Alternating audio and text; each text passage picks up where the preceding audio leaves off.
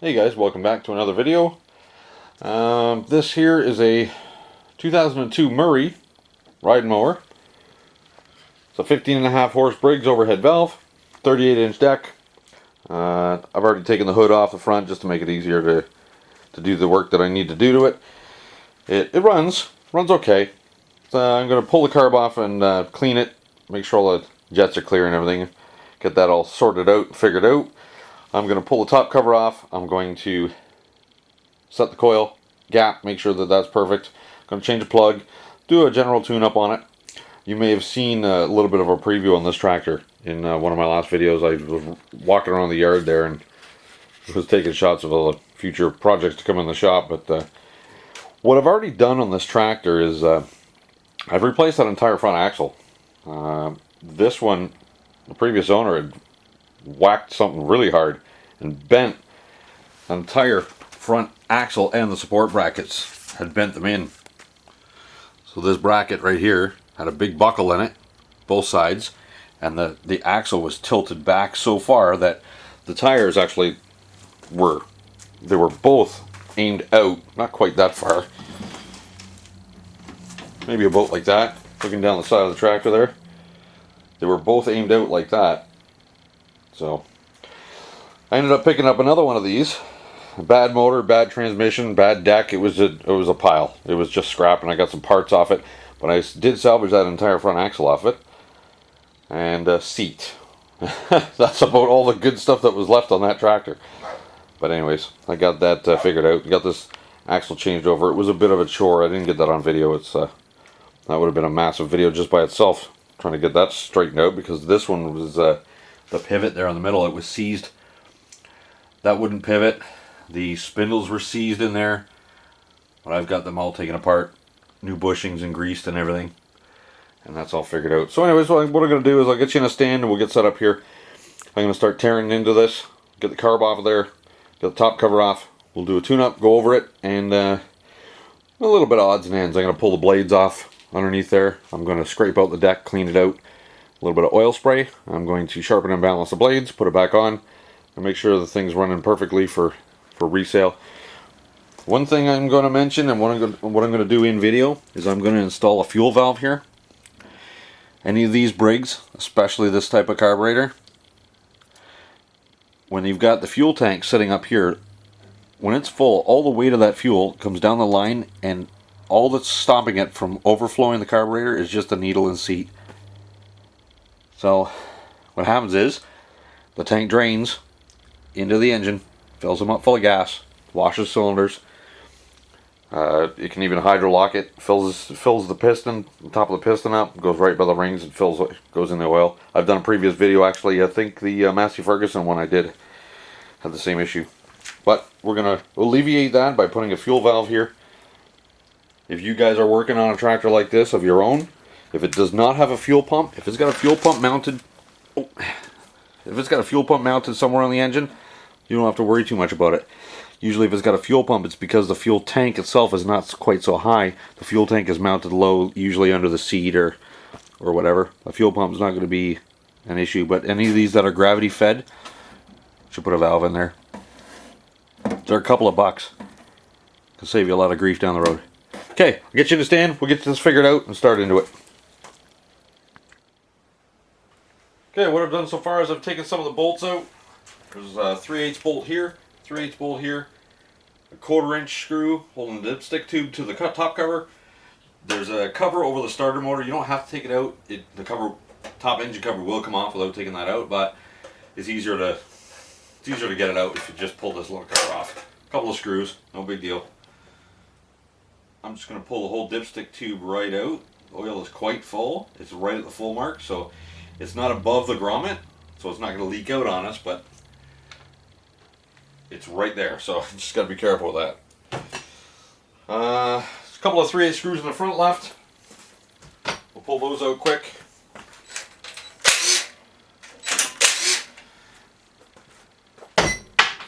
It's not often you check the coil or anything for the coil gap to the flywheel. For the amount of time it takes me to do it, I will do it because this is for resale. I want to make sure everything is right. Make sure everything is not going to give the future customer, the future owner, any grief.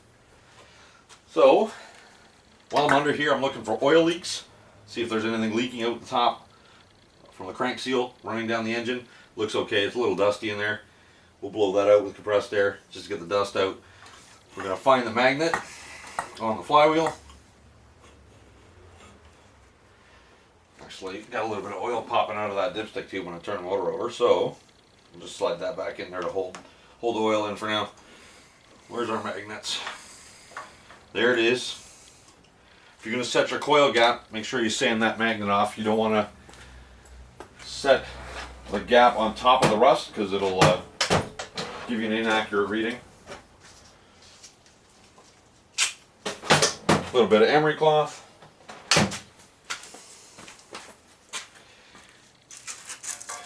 You want to sand the area where the magnet passes by the coil.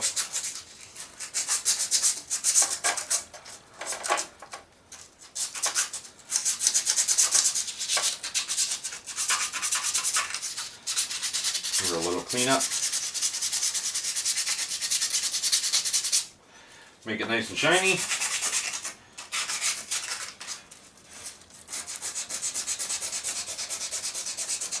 I'm going to take the top cover off. I'm going to do that now because I want to check the crankshaft key. This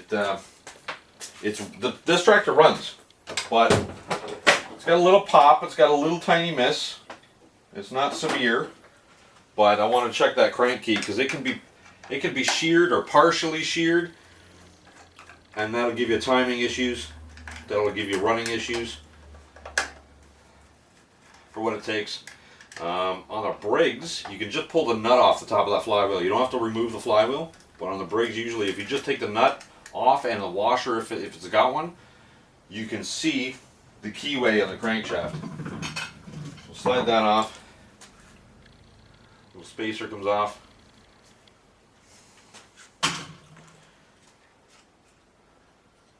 It's a big bolt in there. Make it something to fit. Perfect. You can do this with a regular breaker bar or a big ratchet. I've got an air compressor. It's easy for me. Noise alert. The key looks like it's in good shape. I don't see it's moved or anything. The keyway on the flywheel is matched up exactly with the keyway on the crankshaft. I get a light down in there to make sure. It looks pretty good here. Yep, perfectly square. So that's good. I'll just pop that bolt back down. At one point, the torque spec on that was like 100 foot-pounds. I believe Briggs & Stratton has updated that torque to like 120. It's important that it's tight.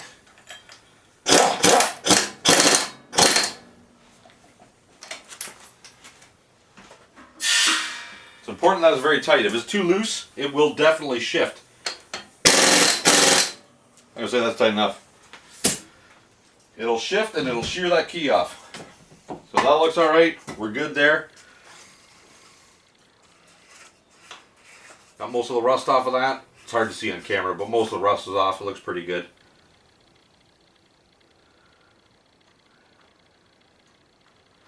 I grab a blowgun and blow some of that stuff out of there.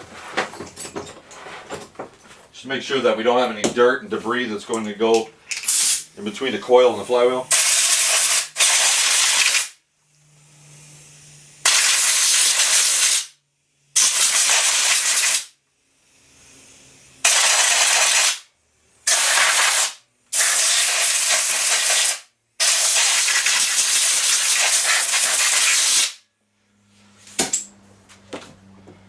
That should be good. So we need an 8mm or a 5/16. Crack those loose. The coil bolts.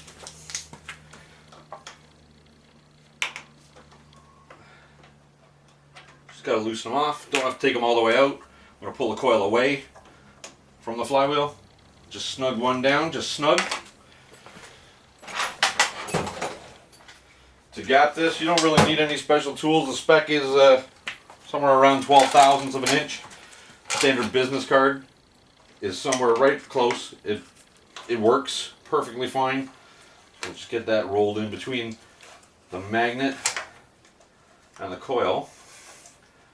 Make sure the magnet's lined up right dead center.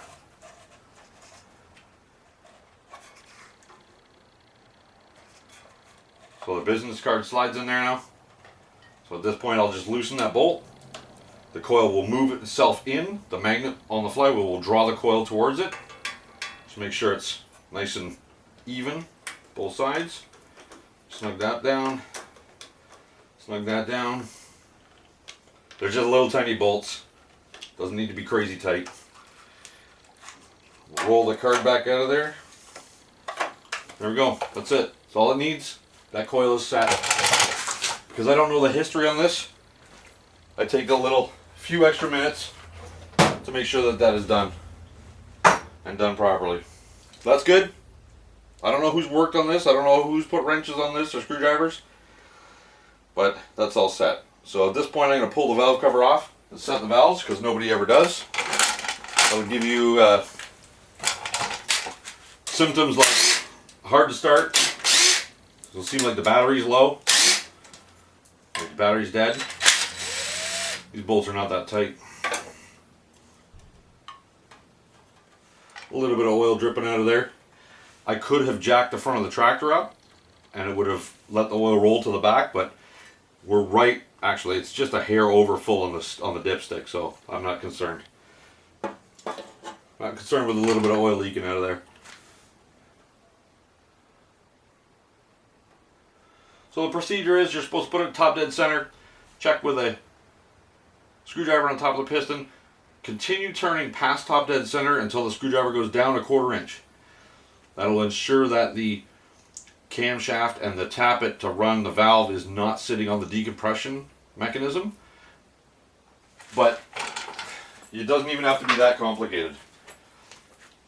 If you turn the flywheel over until one valve is pushed as far down as it goes, this one is ready to be set. So that one's pushed all the way down. We're going to set this one. We're going to roll it over again until this valve goes all the way down. If you pull the spark plug out, it goes over easier, which I'm going to do because I got to change the plug anyways. So now you see this valve is all the way at the base of its travel. This one is now ready to be set. I'm going to set them at 4 thou. So I need a T, I think it's a 25. Yep, and I think it's a 10 millimeter.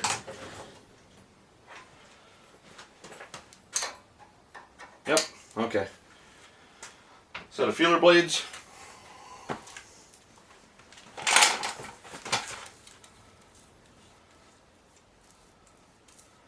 Find my 4/1000th of an inch one, there it is.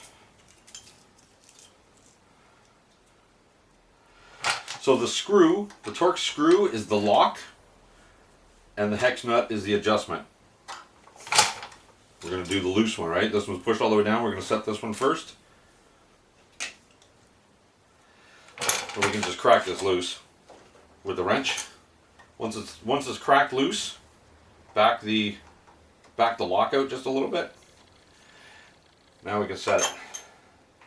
You don't actually need a wrench on there to set it. You can do it by fingers because it doesn't need to be that tight. It just needs to be, take up the clearance.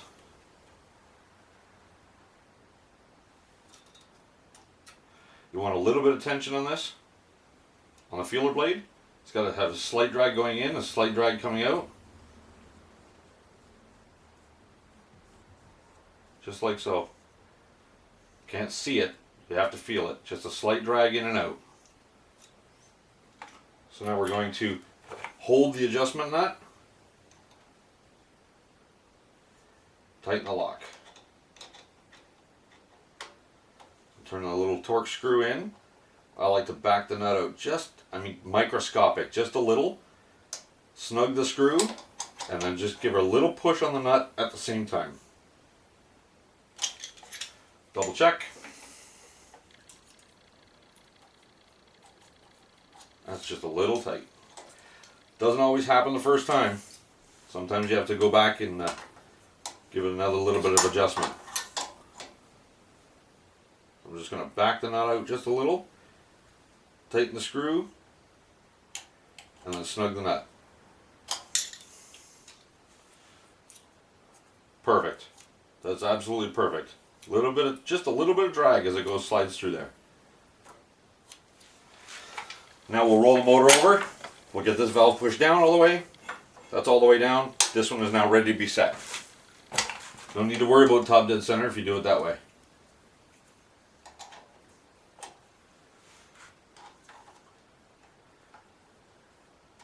Back the lock screw out. Got our 4th thou feeler blade in there.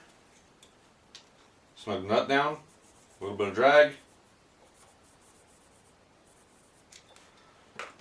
Just a little drag. We're going to hold the adjusting nut. Tighten up the screw. Little tweaks together. We'll see.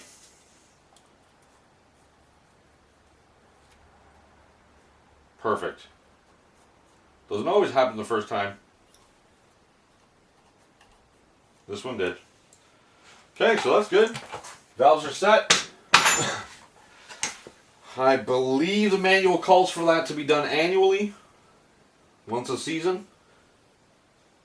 So you should get that done in the spring. If you don't want to do it yourself, take it to a mower mechanic. They'll be more than happy to do that bit of maintenance for you. See how much oil is dripping out of that. That's not bad now. So the gasket isn't torn on this. So what I'm going to do is I'll dry it with some brake parts cleaner or carb cleaner. Brake cleaner is good for that. I'm just going to smear a little bit of RTV sealer on top of the gasket. I'll wipe this surface down with brake clean so it's clean and dry, and then the sealer will seal it. Let me get that prepped. I'll get the camera turned back on when I'm ready to do that. Okay, so I've got, I took the tube of RTV, I use Ultra Black, just because of what I have. Just put a little bit on my finger, and I just smeared it around the edge of the gasket there, just enough to make it sticky. Doesn't need to be a big glob, doesn't have to be a thick bead of it, just enough to make it a little sticky and tacky. And that'll just help to seal this gasket up.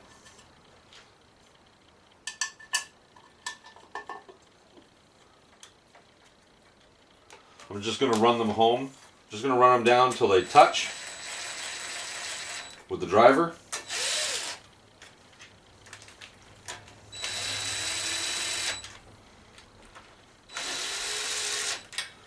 And then snug them up by hand. Very little torque on these. Very little. Going across pattern will help spread everything out, torque it down level and flat. I can see my RTV just barely squishing out of there. Just barely, because there's hardly any in it. Good and snug. That's done. Coil's done. Let's get that plug out of there and put a new one in it.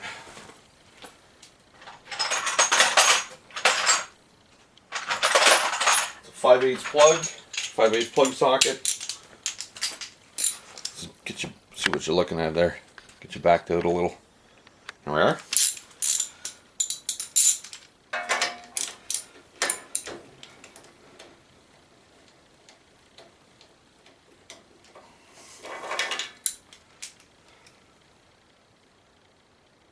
First fire. That's a little dark and powdery. There we go. Straight into the trash. This should take a Champion RC12YC. NGK guys, we're going to use a BCP R5ES. I use an equivalent. Use a laser brand equivalent. We're going to gap it to 30 thou real quick.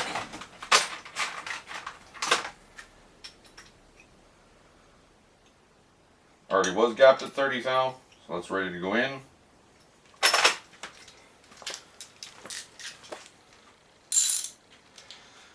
Don't start your spark plugs with the ratchet.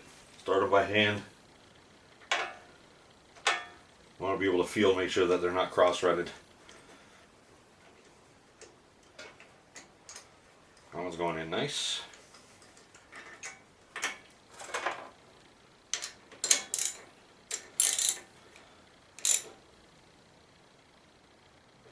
There we go.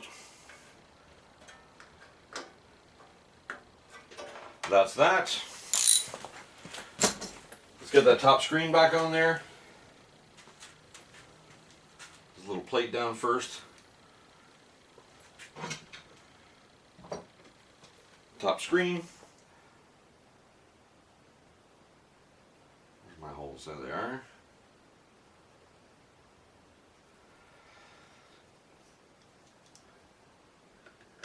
This tractor really isn't in that bad a shape, other than the mangled axle.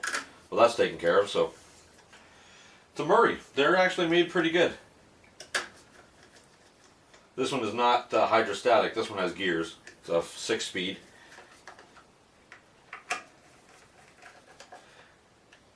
Slug them down.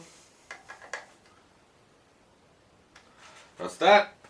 Let's got our top cover on. Doesn't need to be off anymore. There's a little tab here on a side heat shield. Make sure the tab sits where it needs to sit. That's good. That's golden. 2 bolts from the front. If you're putting any type of assembly on that's got more than 1 or 2 bolts, start them all first. It never fails. If I put those 2 in there and tighten them down, the back ones won't line up. So start them all first. As long as they're all started and threads engaged, they should all thread in. Nice and easy. You won't be cross-threading anything.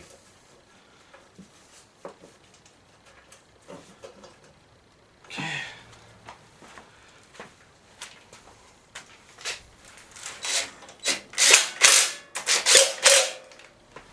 That's them. These ones in the back done up.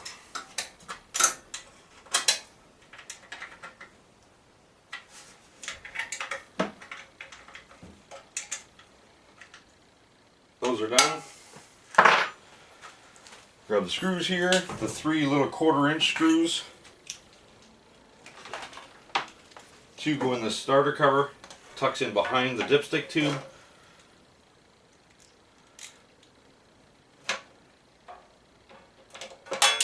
Nope. Well, that's gone forever.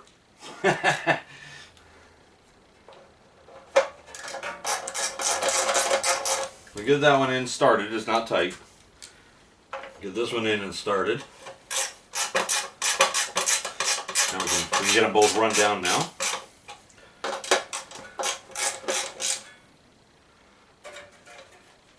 Now I gotta try and find that other one. Oh, got it. It's right there. That could have gone worse.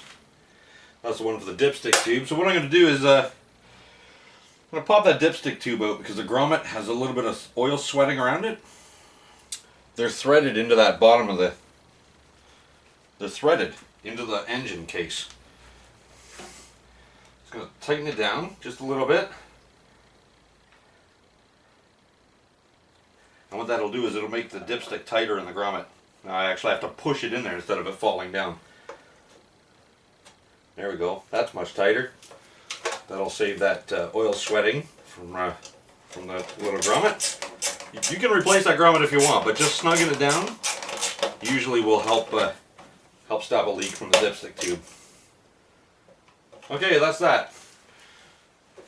Coil gap is set. Valves are set. So that maintenance stuff is okay. New plug. Make sure you didn't pinch the wire in there. Make sure it moves nice and free. Like the ignition wire. I'm not going to start it because I know the carburetor is a little dirty, likely. It doesn't idle. It runs fine at mid or high RPM, but it doesn't idle very well. So I don't want to foul up the new plug.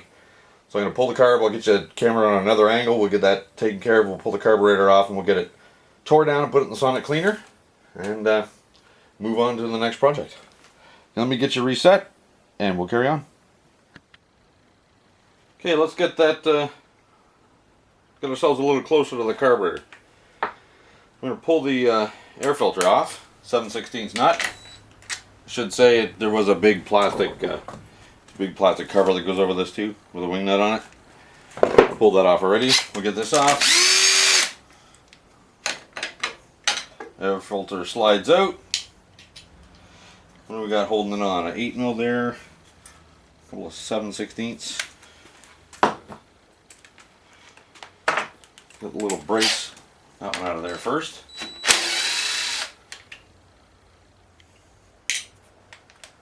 7/16 on the other ones.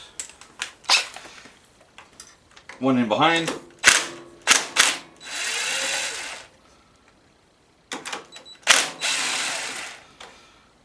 Another reason I like to pull the top cover off, other than setting the coil gap, I want to make sure there's no mouse nest in there. I want to make sure that no critters have taken up residence in there. That'll give you an overheat issue, and it's not good for the general health of everything. Okay, so there's a crank breather hose here that is supposed to go in this hole, and it wasn't pushed in, so we'll make sure we put that in there when we reassemble our carburetor. Little O-ring on the back here. It's not a gasket, it's an O-ring on the back.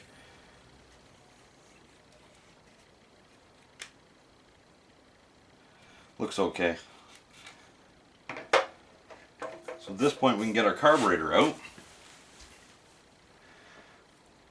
Should just crack loose off the manifold here. Oh, there's two little nuts holding on there. 8mm.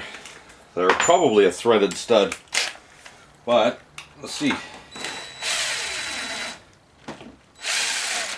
Yep, it's a threaded stud.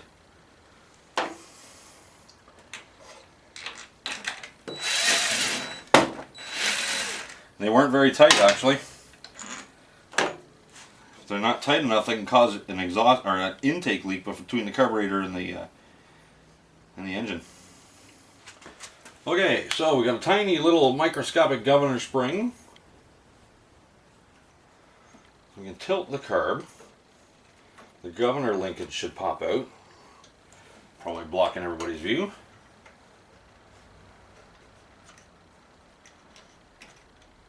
Come on now.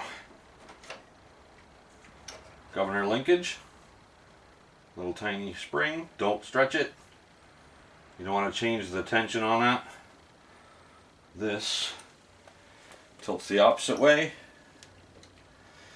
There's fuel in the tank, so actually, you know what I'm going to do?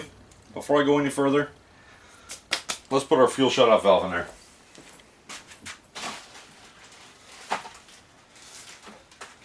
Let's do that.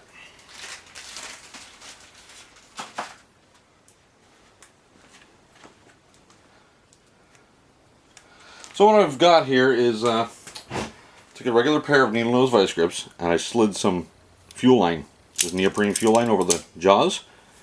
You can buy hose clamping pliers, but these work just as well. You don't want to go too tight. There's still a gap in there.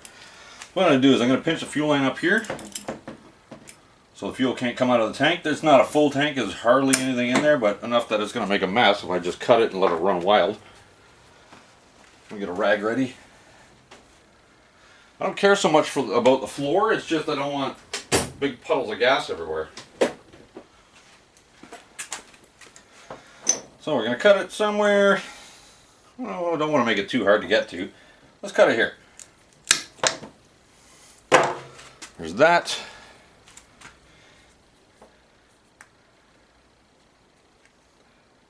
There's our valve. Nice tight fit. I won't need clamps. It's actually, it's a 1/4 inch line. I'm pushing a 5/16 valve in it. Well, there we go. That's it. I can just leave this now. I'm going to get the carb off of there, and then I can deal with the other line, getting it connected on the other side. There is a little switch down, a little solenoid down at the bottom of this carb. Just got to disconnect it. That solenoid is also the bowl nut. Now we can angle this carburetor, get the linkage unhooked. You guys see that? Remember that that linkage, the throttle linkage, is hooked on the very corner hole. If you have a hard time remembering things like that, just take a picture with your phone. You don't have to remember anything. Your phone will remember it for you. Luckily, I have a video. I can just review my video and look back on that. Let's get the fuel line off of there. Spring clamp, which are a pain in the butt sometimes. Spring clamp, gentle twist. Don't want to go too much because that's plastic. Don't want to break it off. Pull. Put the carb on the bench. Get that out of my way. And this will just get pushed right on the back of this line now.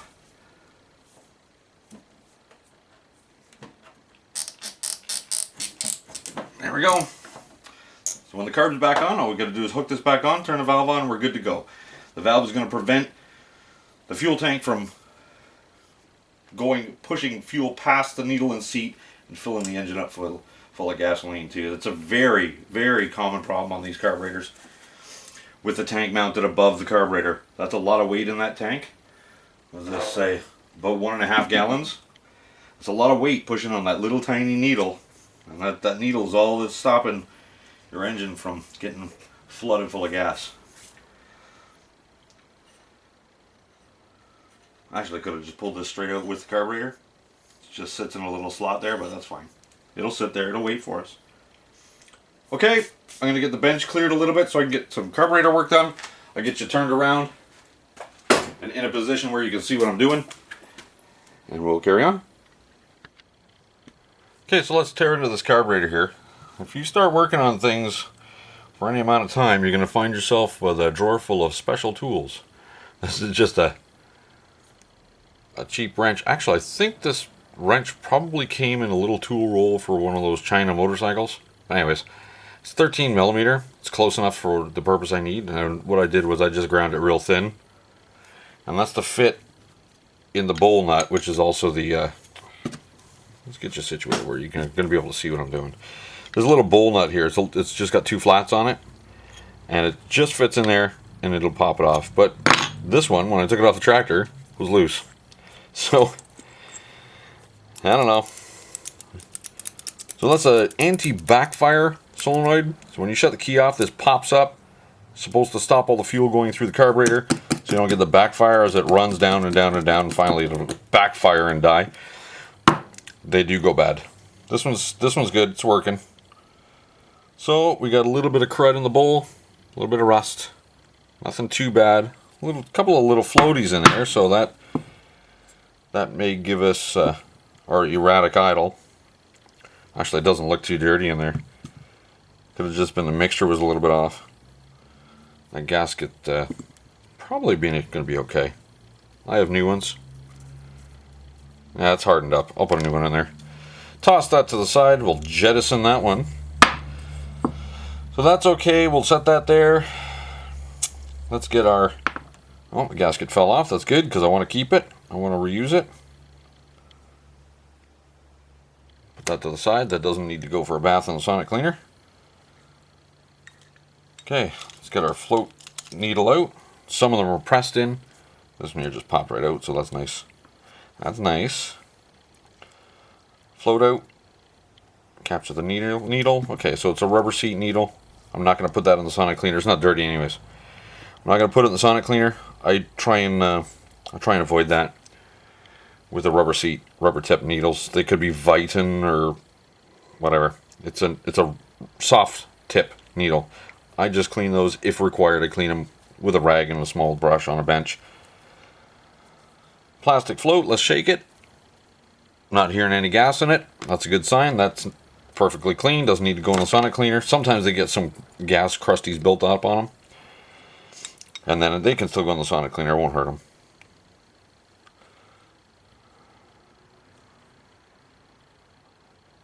Don't know what that is. There's something. Little piece of crud sitting in there.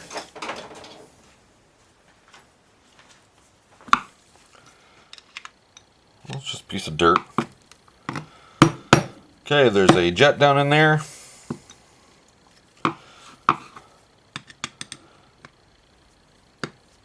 Try and get that out without boogering the threads.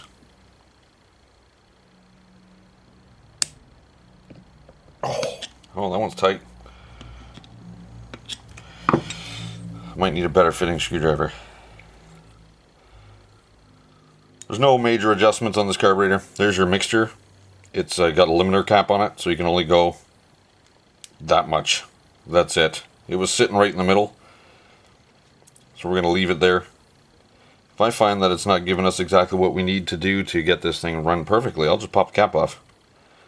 I'll bypass the limiter. You can actually see a little bit of dirt in there, in the throat of the carburetor. Well, it's probably hard to see in the camera. A couple little jets, we'll make sure that we blow those out when we get it out of the sonic cleaner. Let's see if I get a better screwdriver. Well, wider one anyways. Possibly. Again, modified tools. That's a regular screwdriver. It did look something like this with a wide base here. I just ground it a little narrower. Well, this one's about the same width. I'm not sure if this one will fit down in there. You don't want to get one too wide because that won't even fit. If you get one too wide, it'll booger the threads that the bowl nut or the anti-backfire solenoid thread into, and that's what holds the bowl on. So you don't want it to go. You don't want to get rammy with these things. Oh, I got her. Carefully remove it.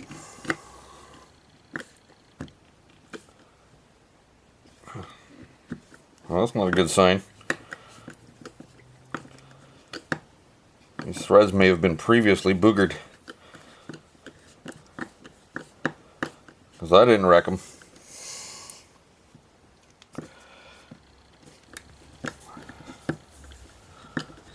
Doesn't want to come out though. Maybe this jet is interfering with it. Little side jet here. We'll get that one out. Could be interfering with the threads. It doesn't look like it. I looked down in there, it doesn't look like it. This little jet's clear. It's going to go in sonic cleaner anyways.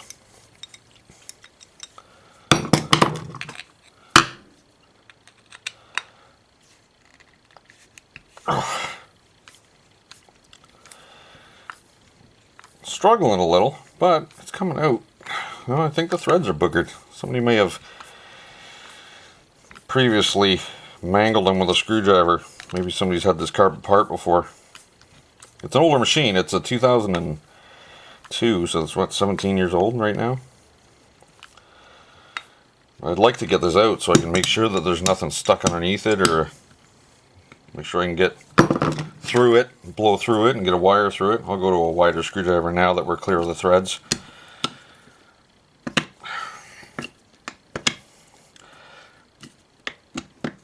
Come on.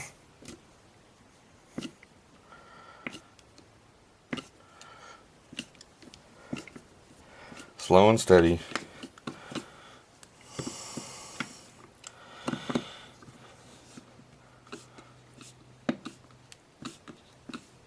It's coming out of there crooked.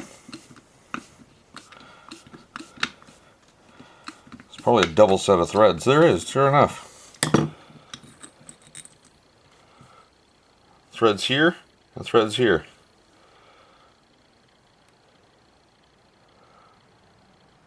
I clean that up with a little file before we put it all back together.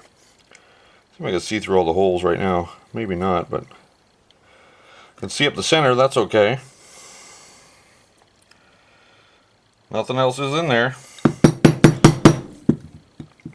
There's a little bit of a boogered thread there, so maybe I'll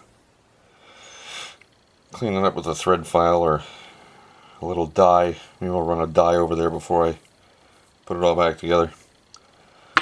Okay, what else are we going to take off of this? Everything else should survive okay. I think it'll be alright. So, I'll warm up sonic cleaner, I'll dunk this in there, let her go for a bath, and I will resume video once we're ready to do a final cleaning and reassembly. Alright, so I got the carburetor all back together out of the sonic cleaner. It came out spotless as usual. I just popped it back together and threw it on the tractor. It's wasn't too much anything interesting to see, so I ended up replacing, let's see, there's an O-ring that goes in here in between the air filter housing and the carburetor air horn, so I just put an O-ring in there.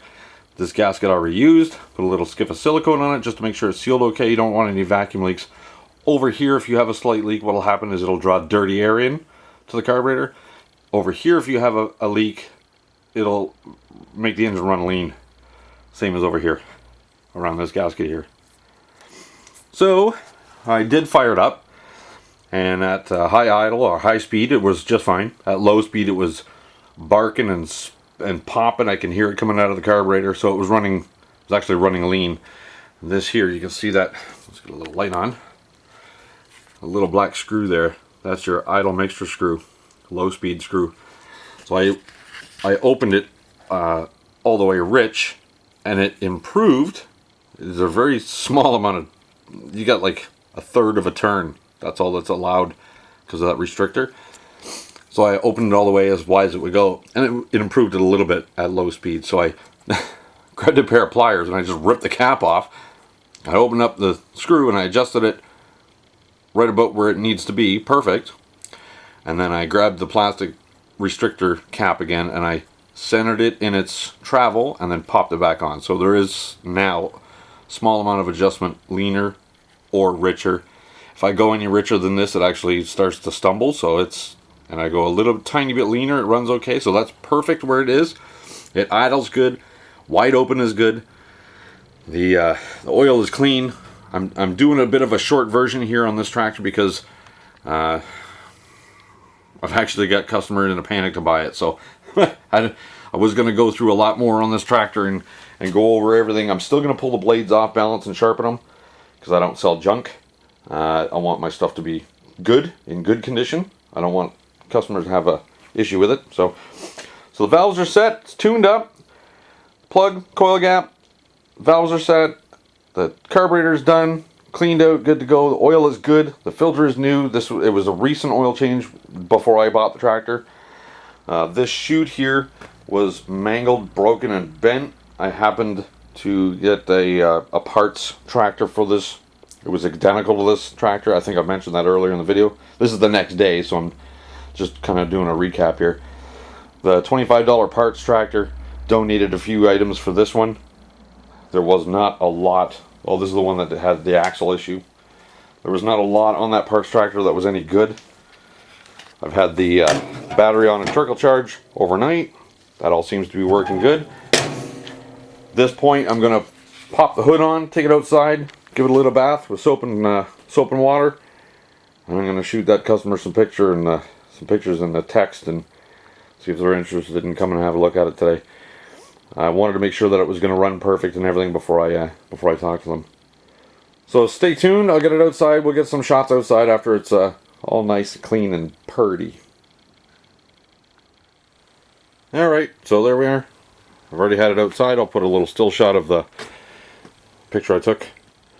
Put it at the end of the video there. So I've removed the deck blades, both of the blades. I took them off. I sharpened them. I balanced them. They're good for another season. They'll be good for next year. But then the year after that, they'll need to put new ones on it. But anyways, that's just about a wrap on this one. It didn't need a lot of work. Everything was okay with this machine. The reason I bought it, the reason the seller was selling it is because that front axle was bent. So he couldn't figure out why it was bent. Well, that's what he says anyways. You know, all of a sudden I was just cutting the grass and all of a sudden the wheels are all over the place. Well, he hit something real hard and bent it. But anyways, he ended up with another mower. I ended up with this one. And so the story continues for this old Murray. This one's a 2002. Well, while I was under the deck, I gave it a good scrape. Looks like that's been in there for a while. So we'll get that swept up and cleaned up, put away. Also, while I was under there, I did some oil spray. I oil sprayed under the deck just to give it a little more life. There's no rot holes in that thing. It's pretty old tractor, but these Murrays were built not bad. They're a pretty decent machine. They use good quality steel in there, so a little thicker than normal. And this one seems to be okay. A little scabbing, surface rust underneath it, but other than that, it worked okay. So it runs good, drives good, it'll cut good, nice and smooth. Another good machine for the next owner, the next happy owner to enjoy. Alright guys, thanks for joining me on this one. Hopefully it wasn't too long. I know I do tend to drag along sometimes, but anyway. Don't forget to subscribe and click the bell icon to notify you when I upload new videos. Smash that thumbs up button for me. Give me a like. It's real encouraging when I see how many likes I'm getting on videos. One or two is good. That's what I've been getting, but the more the merrier. I like seeing likes. Until next time, take care, and we will catch you in the next video.